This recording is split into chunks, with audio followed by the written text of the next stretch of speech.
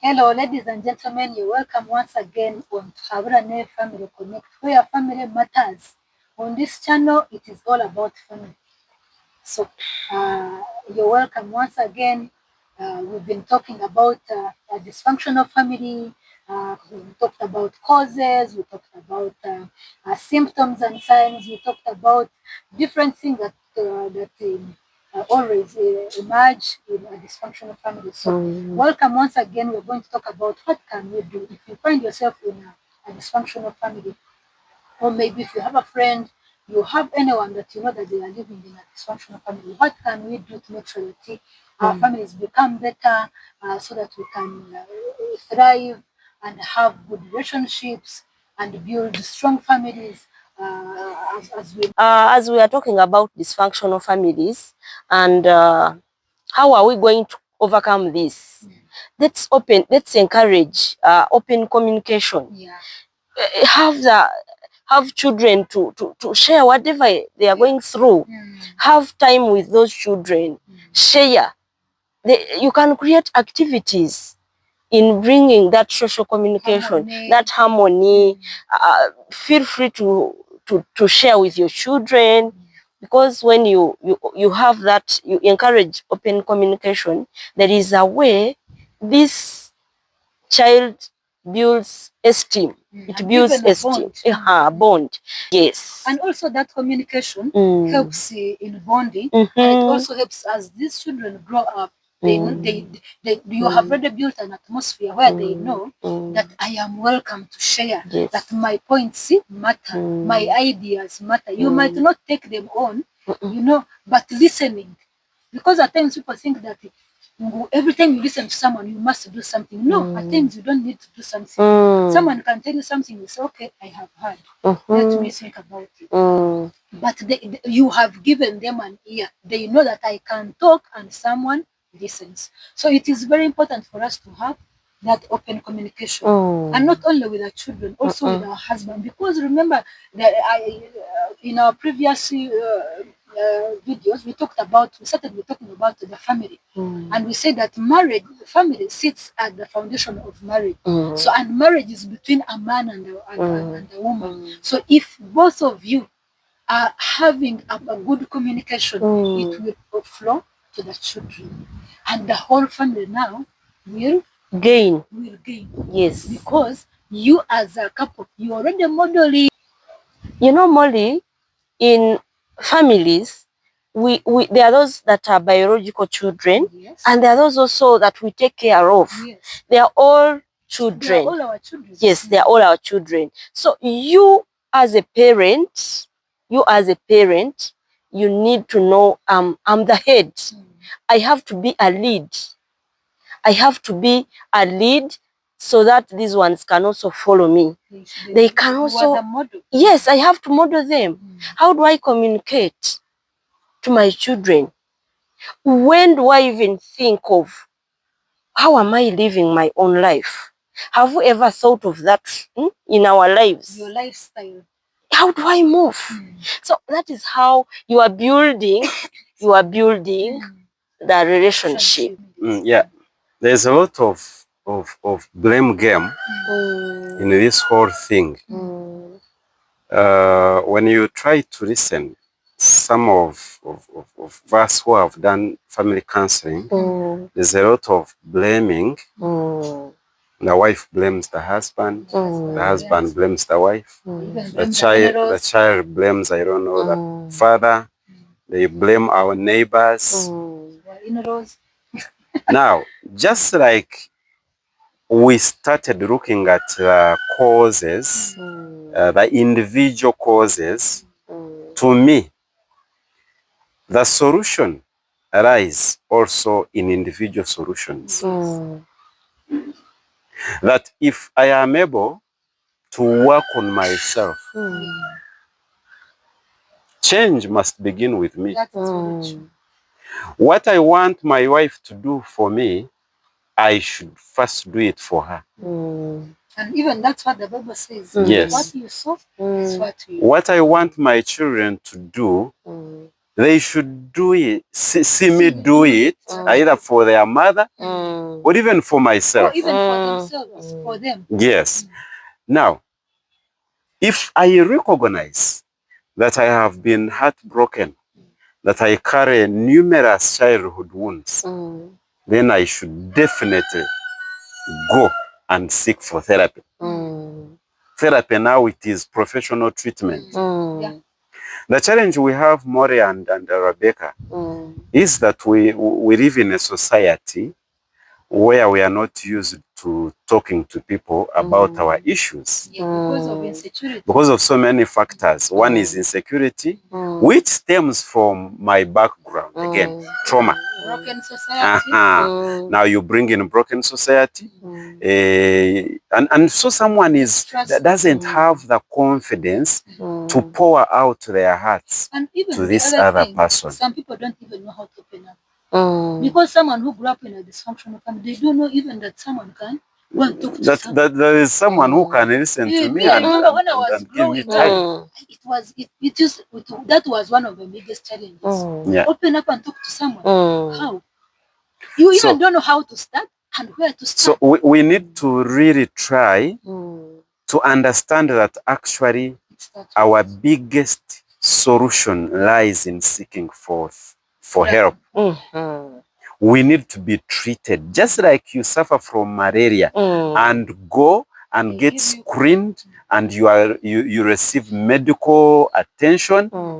This is the same with if I know I have grown up in an environment that has been toxic and I have also ended up intoxicated. Yes. If I do not seek for therapy, whether my wife is good, how I am going to keep causing chaos. Yes. I remain unappreciative. I will not see the patience that she's actually enduring. I will not see the goodness that she carries towards me and our children.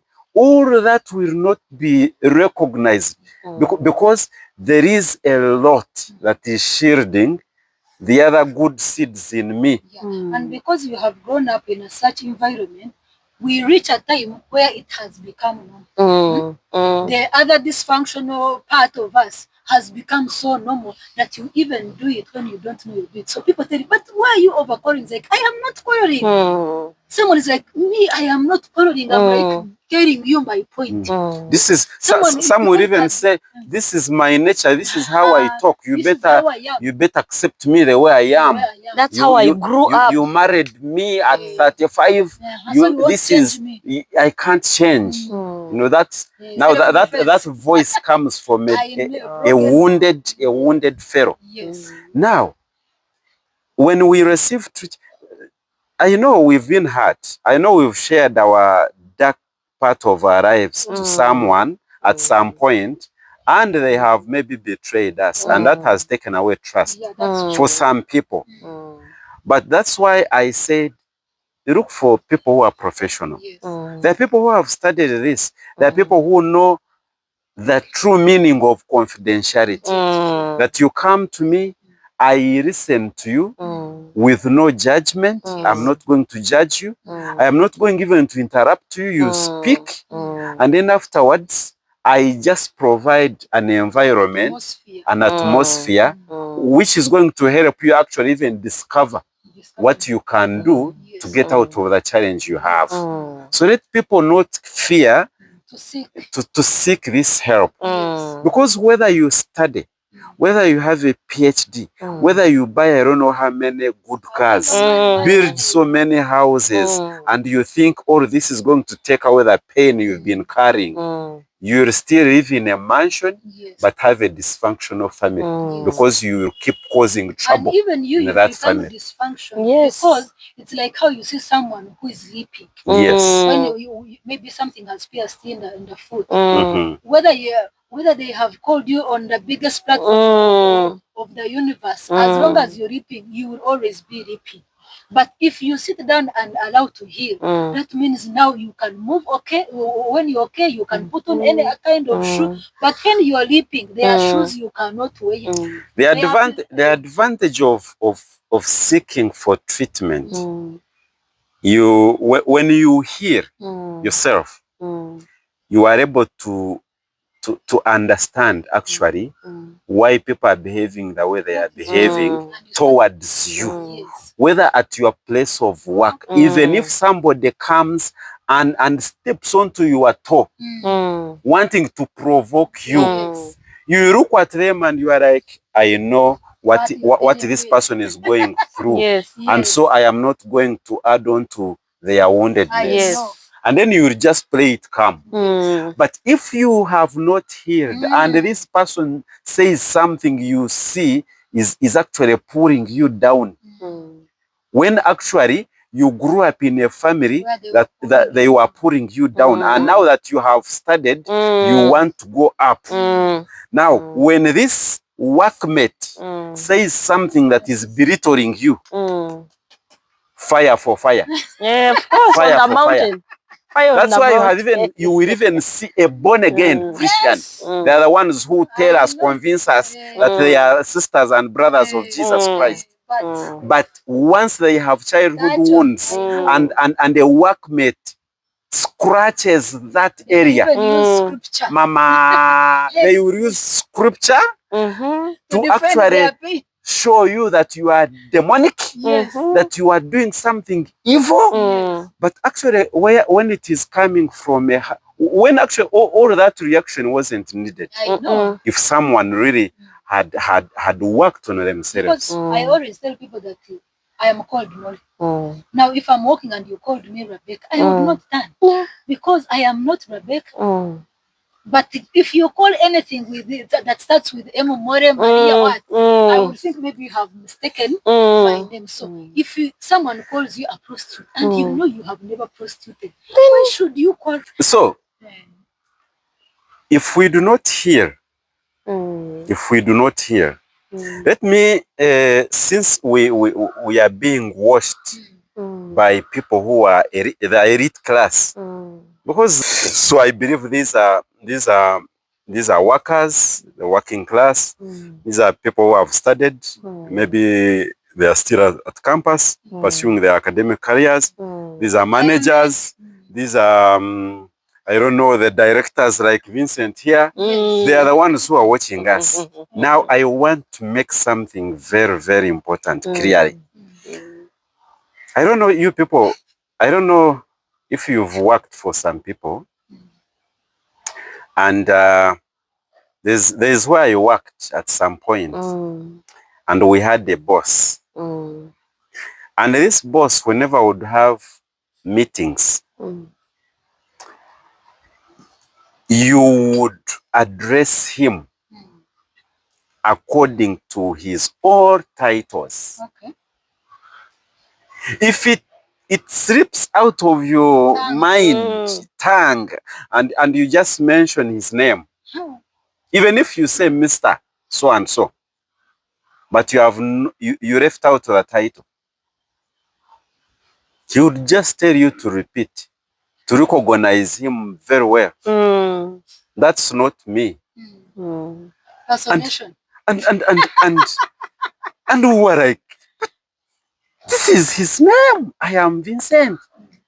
Do I need to be, to be addressed as director, counselor, I don't know what, teacher, Professor? I mean, if you say it, say it. But if someone is not that formal and they respectfully call you Vincent More, respectfully, isn't that your name? But now, because someone grew up being squeezed, not recognized in a family, and as you are growing up, you are now seeking, you have that hunger for recognition within you. Even when you are lucky and you get a chance and go to school, these are guys who will sleep in class reading, so that at the end of the day, they are number ones in class. When I am number one, they are going to read my name on the assembly. And then I feel, wow, I've made it. Now, later on, through school, when these guys become bosses, Remember, they have not sought for therapy. So they are still wounded fellas. Now, when they become bosses and you are under them, they will always remind you, I am me. You didn't pay my fees through school, so you have to recognize me in my respective capacity. Do you know what it means to get to this position? What I went through. And so, someone, why do you think people are fighting on social media or in churches? I don't know, in praise and worship, people are fighting for the microphone. Why? Because they want to come to the top. Yes. People should see me. I should talk and people see me. And healing is a process, by the way. People should understand healing is a process. Now, do not say, some people might know who Vincent is. And then you say, but he talks about them, and at some point I see him do the same.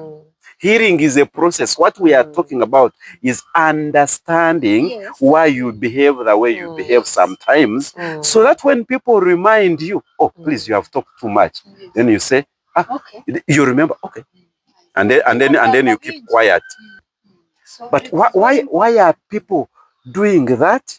It's because there is an area in them that has never received. It's very important for us as individuals to do self-assessment and then go for therapy, be treated properly, and don't go there once and you think you have healed.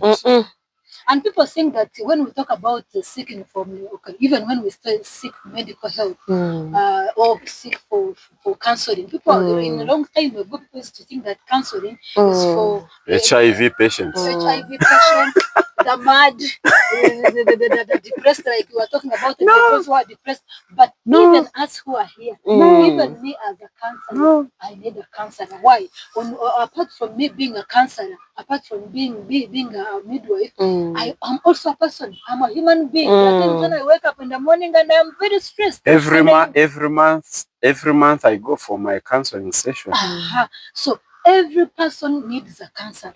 Even when you are a counselor, because we remain human beings. So we need to be humble. Yeah. We need to be humble. Someone who is going to seek for help is someone who is humble. If you are still proud, you will not seek for help. Then the other thing I think we can do is also pray.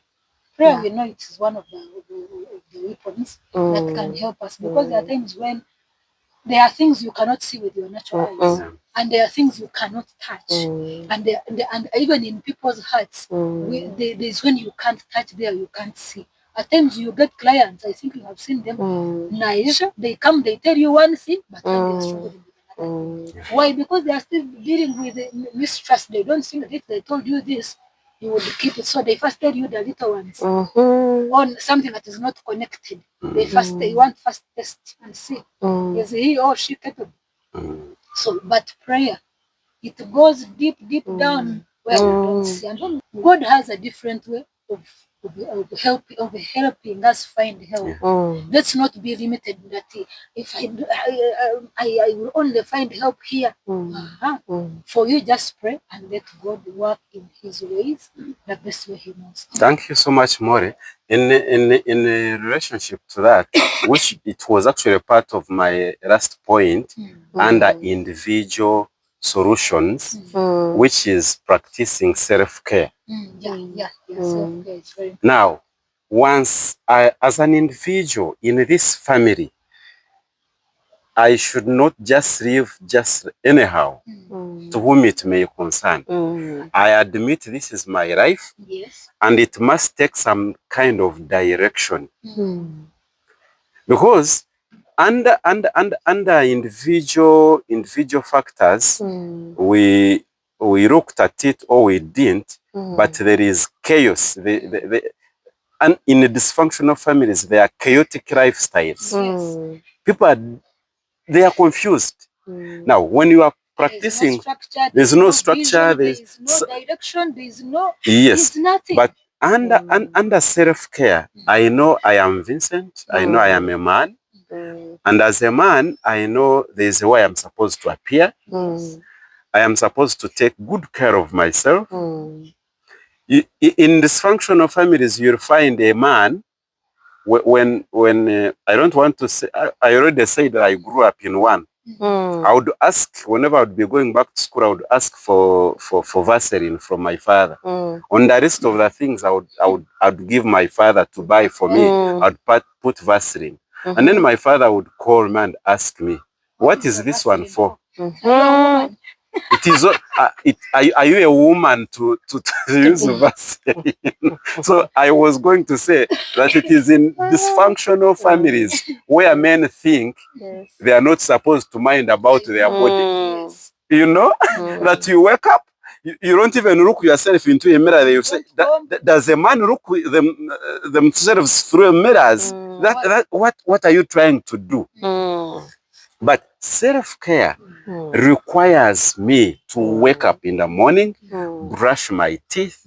But before even brushing my teeth, do meditation.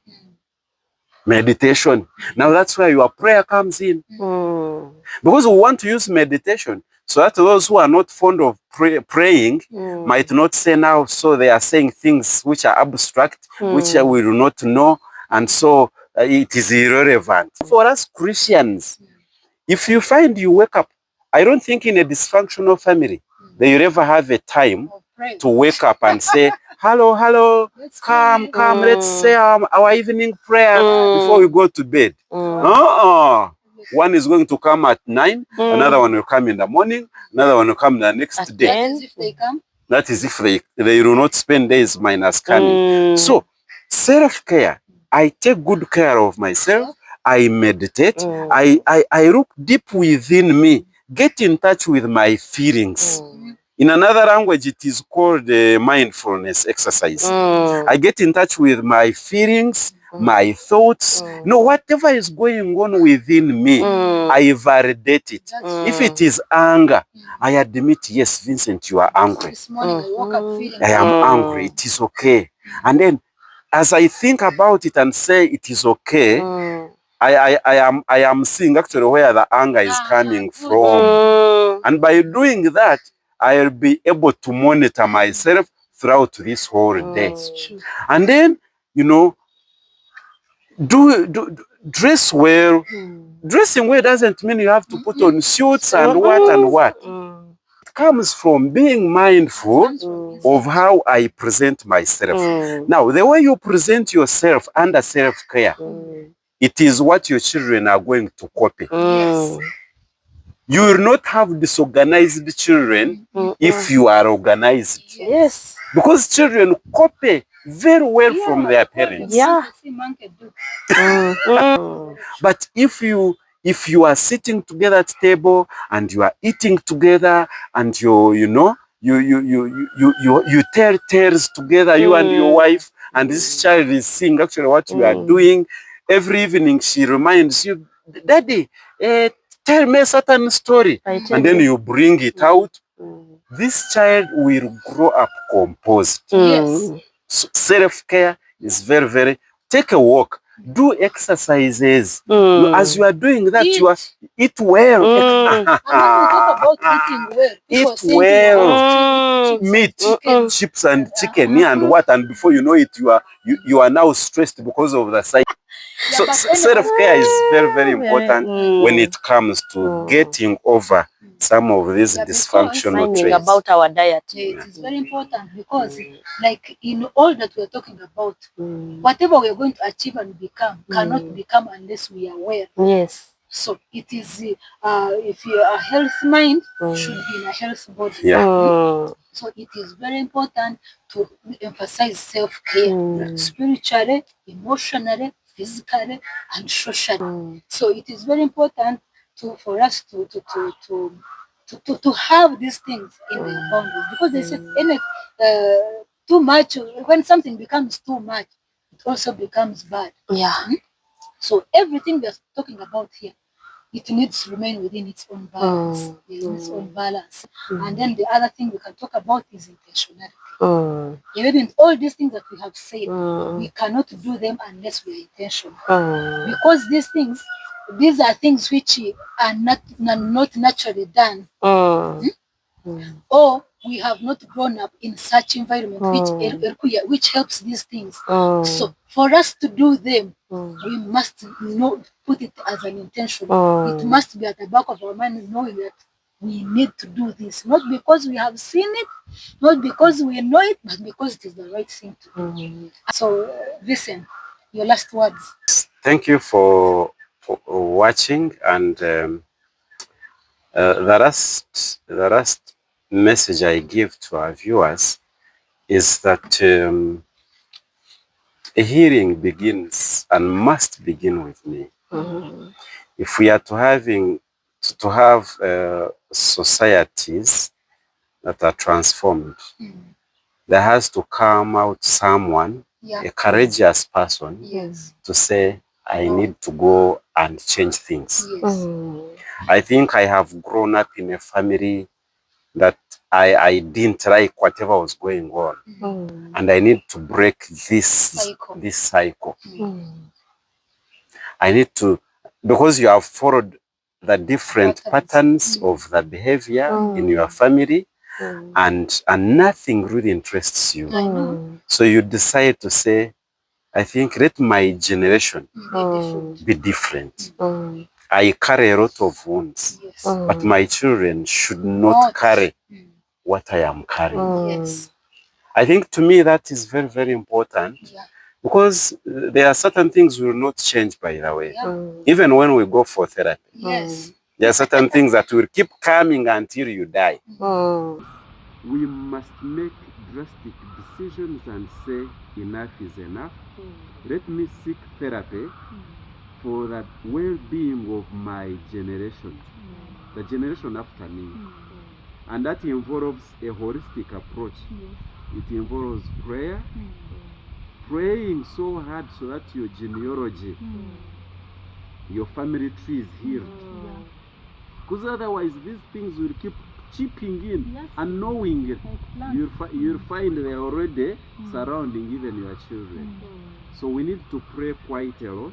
We need to do a lot of self-examination, and we need to listen to each other. And we need to reach out. People, of course, as you are reaching out, you're hearing. Like you don't know what it has done for me to talk about all this. When I go back in the evening, I'll be lying on my bed thinking about all this I'm saying. And I'm like, to which percentage? Why now? You see what I'm saying? As you go, I am the director of Living Hope Therapeutic Center, as I said. It is a rehabilitation center. That is one element. We receive people who are struggling with addictions, different addictions, but common ones being alcoholism and then drug abuse.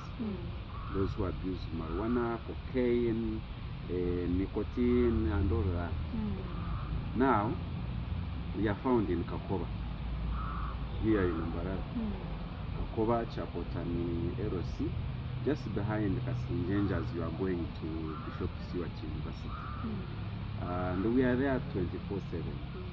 So in case someone has someone, and so we intertwine all these, styles and approaches and techniques to make sure this individual goes on track once again. Thank you so much. Do not hesitate to visit us. If you click on this channel and you ask More to tell you where we are found, I am sure you'll be already there. Thank you. Thank you so much, Molly, and the viewers out there. It has been a very good moment with you. We should come back. Shall come back. Yeah. There are so many that people need to know out there, because this message is delivered everywhere, and it can help someone there that is not well. So My last word is, it starts with me. What do I need in life? I need to sort myself out. I need to be a human being. Like, since this is a Christian channel, I'll bring in Bible. In Ephesians chapter 5, verse 15, talks about how do you move? What are your ways? Do you want to walk the right way? Do you want to walk the wrong way? So if it is a decision made by you, but think about the decision you're doing.